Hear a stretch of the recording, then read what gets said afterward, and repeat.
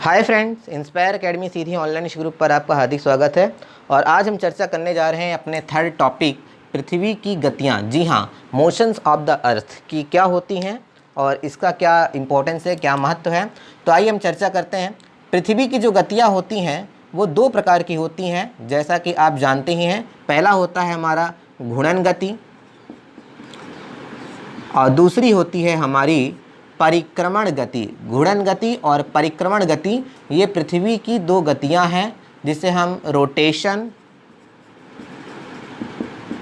और रेवोल्यूशन के नाम से हम जानते हैं। जी हाँ, तो चलिए अब हम आगे चर्चा करते हैं इनका महत्व क्या है, ये होती क्या है।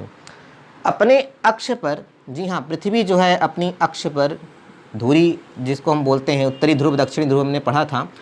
इसमें सबसे पहले पॉइंट ध्यान देने वाली बात यह है कि पृथ्वी हमारी 23.5 डिग्री अक्ष पर क्या है, झुकी हुई है। उसमें दूसरा सबसे महत्वपूर्ण पॉइंट है कि 66.5 डिग्री का क्या बनाती है, कोण बनाती है।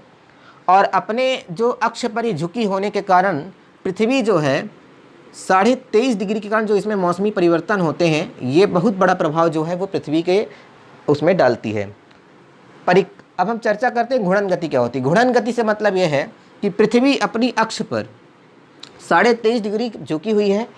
यह जब पश्चिम से पूर्व की ओर एक ही धुरी पर, ये धुरी कहलाती है कि धुरी पर पश्चिम से पूर्व की ओर जब वो मूव करती है, घूमती है, राउंड्स करती है, तो उसे हम क्या कहते हैं, घूर्णन गति कहते हैं। जी हाँ, ये क्या होता है, ये गति क्या कहलाती है, घूर्णन गति कहलाती है। इसके अंतर्गत क्या होता है, पृथ्वी जो है वो एक ही स्थान पर क्या होती है, अपने अक्ष पर मूव करती है, घूमती है ये, ठीक है, जिसे हम घूर्णन गति कहते हैं। इससे क्या होता है, इससे दिन और रात होता है। और पृथ्वी की घूर्णन गति कितनी है, तो किस स्पीड से पृथ्वी जो है वो एक ही अपने अक्ष पर ये घूमती रहती है, तो पृथ्वी जो है पश्चिम से पूर्व की ओर घूमती है और इसकी जो स्पीड है वो 1670 किलोमीटर प्रति घंटा है। जी हाँ, लगभग 1670 किलोमीटर प्रति घंटे की रफ्तार से पृथ्वी जो है वो पश्चिम से पूर्व की ओर घूमती है अपने अक्ष पर। और यह प्रक्रिया जो कहलाती है वो घूर्णन गति कहलाती है। और यह कितने समय में पूरा करती है, 24 घंटे में ये लगभग ये पूरी प्रक्रिया को क्या करती है, पूरी करती है। जिसे हम अगर समझें तो 23 घंटे जो हमारे हो गए वो 23 घंटे 56 मिनट 4 सेकंड, इसमें लगभग ये समय लगता है, जिसको हम शॉर्ट में क्या मानते हैं, 24 घंटे। तो इसके कारण क्या होता है, इसका प्रभाव क्या होता है, खगोलीय घटना क्या होती है, इसमें दिन और रात जो है पृथ्वी की घूर्णन गति के कारण क्या होता है, दिन और रात होते हैं हमारे अलग अलग। और जो हमारी परिक्रमण गति होती है उसके कारण क्या होता है, मौसमी परिवर्तन होता है। तो दोनों के बारे में आज हम चर्चा करेंगे। तो दिन और रात, जी हाँ, जब ये पृथ्वी अपनी अक्ष पर घूम रही है पश्चिम से पूर्व की ओर, तो दिन और रात की प्रक्रिया इसमें होती है। और जहाँ से आधा भाग, जहाँ तक सूर्य की प्रकाश जहाँ पे पड़ रहा है, ठीक है, तो वो भाग हमारा क्या होता है, जैसे सन यहाँ पे, सन का जो रोशनी जो है वो यहाँ पे पड़ रही है, तो पृथ्वी जो है चपटी है और भू आभ होने के कारण, जियोड होने के कारण पृथ्वी पर जब रोशनी पड़ती है सूर्य की, तो वो आधे भाग में रोशनी रहती है और आधे भाग में क्या रहता है, अंधेला। रोशनी वाले भाग को हम दिन कहते हैं और जहाँ रोशनी नहीं पहुँच पा रही उसको हम अंधेला कहते हैं। और ये जो सर्कल बनता है दिन और रात के बीच का, तो उसको हम कहते हैं सर्कल ऑफ इल्यूस्ट्रेशन। जी हाँ, जिसको हम क्या बोलते हैं, प्रदीप्त वृत्त। प्रदीप्त वृत्त एक महत्वपूर्ण प्रश्न पूछता है कॉम्पिटेटिव एग्जाम में, तो यहाँ पे ध्यान देने वाली बात है। तो इस प्रकार जो घूर्णन गति होती है उसके कारण क्या होता है, हमारा दिन और रात होता है, दिन और रात में विभाजन होता है। पृथ्वी 23.5 डिग्री अक्ष पर झुकी हुई है, 66.5 डिग्री का यह कोण बनाती है और इस प्रकार दिन और रात का जो परिवर्तन है वो घूर्णन गति के कारण होता है। और प्रदीप्त वृत्त क्या होता है, दिन और रात को जो विभाजन करने वाला क्षेत्र होता है उसे हम क्या कहते हैं, प्रदीप्त वृत्त कहते हैं, सर्कल ऑफ इल्यूस्ट्रेशन कहते हैं। तो आइए अब हम आगे चर्चा करते हैं परिक्रमण गति के बारे में कि परिक्रमण गति क्या होती है। अब जैसा कि आपको मैंने बता दिया कि पृथ्वी जो है अपने अक्ष पर घूमती है, तो ये हमारी घूर्णन गति थी। और अब हम चर्चा करते हैं परिक्रमण गति के बारे में। परिक्रमण गति क्या होती है कि इसके कारण मौसमी परिवर्तन होता है। और सबसे महत्वपूर्ण टॉपिक जो है किसी भी कॉम्पिटिटिव एग्जाम में समझने के लिए वो परिक्रमण गति ही है, क्योंकि परिक्रमण गति से बहुत ज़्यादा महत्वपूर्ण प्रश्न जो हैं वो सभी कॉम्पिटिटिव एग्जाम में लगभग पूछे जाते हैं। तो आइए अब हम चर्चा करते हैं कि परिक्रमण गति जो होती है वो हमारी क्या है। परिक्रमण गति को समझने के लिए हमें जो मोशंस होती है अर्थ की, उसका एक सर्कल बनाना पड़ेगा। उसके बारे में हम यहाँ पे एक छोटा सा डायग्राम जो है वो बना करके आपको समझाते हैं कि परिक्रमण गति के कारण कैसे मौसमी परिवर्तन जो है वो होते हैं। तो परिक्रमण गति जो होती है वो कैसे प्रभावित करती है किसी भी क्षेत्र को, या पृथ्वी के मौसमी परिवर्तन को कैसे वो प्रभावित करती है, आइए इस पर हम चर्चा करते हैं। तो देखते हैं यहाँ पर कि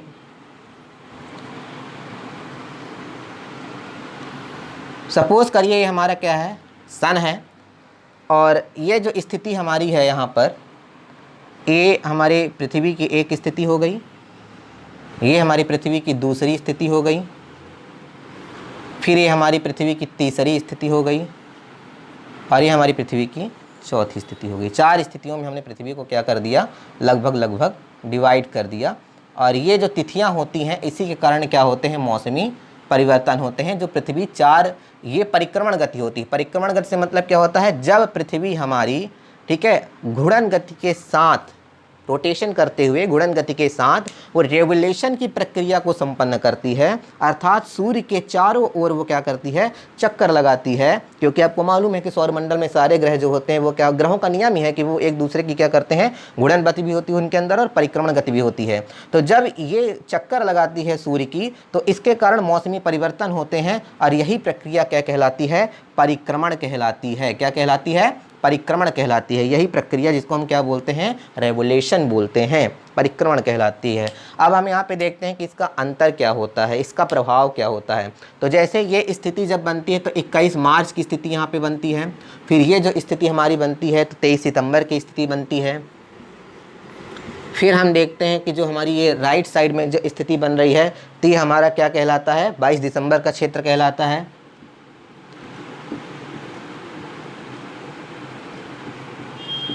और ये जो क्षेत्र हमारा है ये 21 जून का क्षेत्र कहलाता है।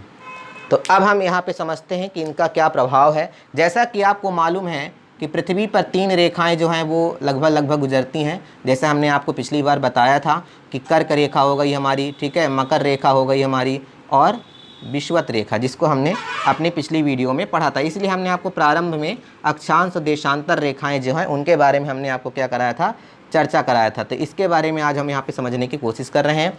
21 जून, आगे हम चर्चा करते हैं 21 जून का। 21 जून पे क्या होता है कि जो हमारी कर्क रेखा है उस पर सूर्य क्या होता है, लंबवत होता है। यहाँ से पृथ्वी क्या होती है, उत्तरायण होती है सूर्य की ओर। तो ये हमारा कर्क रेखा का क्षेत्र होता है यहाँ पे, ठीक है। यहाँ पे 21 जून को आपको मालूम है कि सबसे ज़्यादा गर्म का क्षेत्र होता है उत्तरी गोलार्ध में। ये उत्तरी गोलार्ध हो गया हमारा, गोले का ऊपर विषुवत रेखा के ऊपरी वाला भाग क्या कहलाता है, उत्तरी गोलार्ध। तो वहाँ पे गर्म का माहौल होता है 21 जून का। फिर इसके बाद जब उत्तरायण होता है 21 मार्च की ओर जब हम आएँ तो यहाँ पे हल्की गर्म और हल्की सर्दी की यहाँ पे क्षेत्र होता है। तो जब यहाँ पे 21 मार्च की ओर हमारा आता है तो ये 21 मार्च की ओर जो सूर्य की किरणें होती हैं वो सीधे कहाँ पड़ती हैं, विषुवत रेखा के सापेक्ष पड़ती हैं। और 23 सितंबर को भी कहाँ पड़ती हैं, विषुवत रेखा के सापेक्ष ही पड़ती हैं। और 21 मार्च को कर्क रेखा पर, और 22 दिसंबर को जो सूर्य की सीधी किरणें हैं वो कहाँ पड़ती हैं, मकर रेखा पर। तो ये थोड़ा यहाँ पे ध्यान देने वाली बात है कि जो सूर्य की किरणें हैं वो कहाँ पे कैसे लंबवत पड़ती हैं, और इसी से क्या होता है, हमारा मौसमी परिवर्तन होता है। तो उत्तरी गोलार्ध का जो हमारा क्षेत्र है 21 मार्च का, 21 मार्च के उत्तरी गोलार्ध में कौन सा हमारा मौसम रहेगा, बसंत का, और शरद ऋतु रहती है दक्षिणी गोलार्ध में। 21 मार्च के दिन उत्तरी गोलार्ध में बसंत का और दक्षिणी गोलार्ध में शरद ऋतु रहती है। फिर अगर हम उसके जस्ट अपोजिट चर्चा करें 23 सितंबर की, तो 23 सितंबर के दिन उत्तरी गोलार्ध में शरद ऋतु और दक्षिणी गोलार्ध में क्या रहती है, बसंत ऋतु रहती है।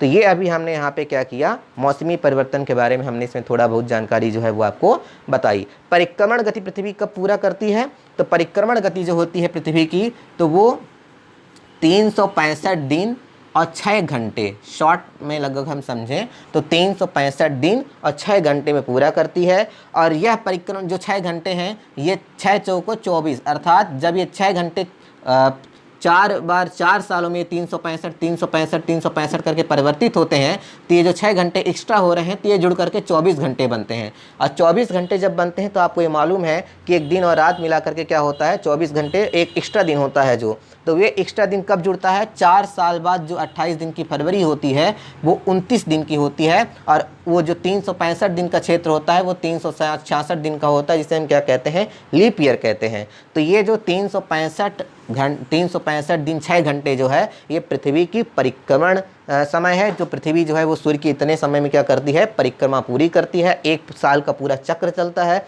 और जिसके कारण मौसमी परिवर्तन होते हैं।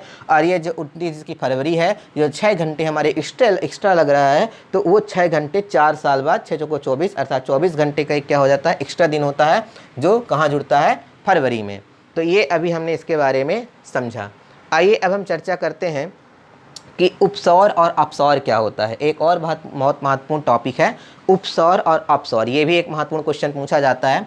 तो जब पृथ्वी हमारी जो उत्तरायण होती है और दक्षिणायन जब होती है, तो ये सूर्य से क्या है, सबसे दूरी पर, यहाँ पे दूरी जब सबसे कम होती है तो इस स्थिति को हम क्या कहते हैं, उपसौर कहते हैं। ठीक है, सबसे कम दूरी को हम क्या कहते हैं, उपसौर कहते हैं। ये कब पूरी होती है, 3 जनवरी को। 3 जनवरी को उपसौर की स्थिति होती है। ठीक है, 147 लगभग 147 मिलियन किलोमीटर जो है वो सूर्य से इसकी क्या होती है, दूरी होती है। किसकी, पृथ्वी की सबसे कम दूरी लगभग 147 मिलियन किलोमीटर। फिर हम समझते हैं कि अपसौर क्या होता है। तो सूर्य से पृथ्वी की जो सबसे ज़्यादा दूरी होती है इस परिक्रमण गति के दौरान, तो उस प्रक्रिया को हम क्या बोलते हैं, अपसौर बोलते हैं। ये भी पूछा जाता है। और ये परिस्थिति हमारी कब रहती है, जिसके बारे में हमने चर्चा किया। तो ये परिस्थिति जो हमारी होती है वो 4 जुलाई के दिन रहती है। तो 4 जुलाई का जो क्षेत्र होता है हमारा, वो क्या होता है, अपसौर का क्षेत्र कहलाता है। ये अपसौर कहलाता है, अर्थात इसमें 152 लगभग 152 किलोमीटर की जो है वो यहाँ पे दूरी रहती है। ठीक है, तो अभी हमने इसके बारे में समझा कि हमारी अपसौर क्या होता है, उपसौर क्या होता है, 4 जुलाई और 3 जनवरी। तो जैसा कि अभी हमारे कुछ लाइव भी स्टूडेंट्स हमारे साथ जुड़े हुए हैं, तो उनको भी ये चीज़ें सबसे क्लियर होती होंगी।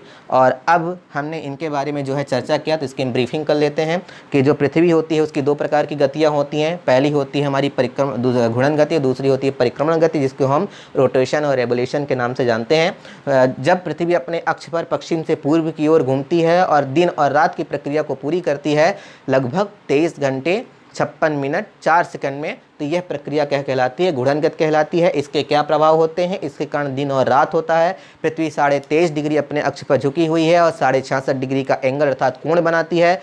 फिर इसके बाद हम चर्चा करते हैं कि परिक्रमण गति क्या होती है। तो जब सूर्य की पृथ्वी रोटेशन के साथ, जी हाँ, ये जो है रोटेशन के साथ जब पृथ्वी सूर्य की परिक्रमा करती है, तो जैसा कि आपको मालूम है सौरमंडल में सारे ग्रह मूव करते हैं, तो सूर्य की परिक्रमा जब करती है तो उस पूरी प्रक्रिया को हम क्या बोलते हैं, परिक्रमण गति कहते हैं। वो परिक्रमा करती है और इसके कारण क्या खगोलीय घटना होती है, मौसमी परिवर्तन होता है, जिसमें 4 प्रकार के मौसमों के बारे में हमने यहाँ पे चर्चा किया, ग्रीष्म ऋतु, शरद ऋतु, बसंत ऋतु और ठंड। ये तो अब हम यहाँ पे देखते हैं कि ये जो परिक्रमण गति है वो कितने घंटे कितने समय पूरा होती है। तो 365 दिन और 6 घंटे लगभग इस प्रक्रिया को पूरे होने में लगते हैं। और वो 6 घंटे जो हैं वो एक्स्ट्रा 4 साल बाद वो क्या बनते हैं, लीप ईयर बनता है 366 दिन का, और एक दिन जो एक्स्ट्रा है वो फरवरी में जुड़ता है। फिर इसके बाद हमने चर्चा की उपसौर और अपसौर के बारे में कि उपसौर और अपसौर क्या होते हैं। तो लगभग 152 मिलियन किलोमीटर की जो सबसे ज़्यादा दूरी होती है सूर्य की इस परिक्रमण गति के दौरान, तो उस प्रक्रिया को हम क्या कहते हैं, अपसौर कहते हैं। खगोलीय घटना को सबसे कम 147 मिलियन किलोमीटर की जो डिस्टेंस होती है सबसे कम सूर्य से पृथ्वी के बीच में, जो 3 जनवरी को होती है, तो उसे हम उपसौर कहते हैं। और यहाँ पे परिक्रमण गति के दौरान जो प्रक्रियाएं पूरी खत्म होती हैं, समझती हैं, तो इस पूरी प्रक्रिया को हम क्या कहते हैं, परिक्रमण गति कहते हैं। तो अब यहाँ पर 21 मार्च को पृष्ठ और 23 सितंबर का जो समय होता है वो लगभग बराबर होता है, विषुवत रेखा के सापेक्ष होती हैं सूर्य की किरणें। लेकिन 21 जून को और 22 दिसंबर को किरणों में बहुत ज़्यादा अंतर होता है। 21 जून को उत्तरायण और 22 दिसंबर को दक्षिणायन पर होता है सूर्य। तो ये स्थितियां जो हैं वो पृथ्वी की हमने आज आपके सामने चर्चा की। आशा करता हूं कि ये वीडियो आपके लिए ज़्यादा उपयोगी होगी। हमारे चैनल को सब्सक्राइब करना ना भूलें और वीडियो को शेयर ज़रूर करिए, क्योंकि अब आपको साप्ताहिक नहीं, लगभग 2-3 दिन के अंतराल में सारी वीडियो आपको अब प्राप्त होती रहेंगी। धन्यवाद।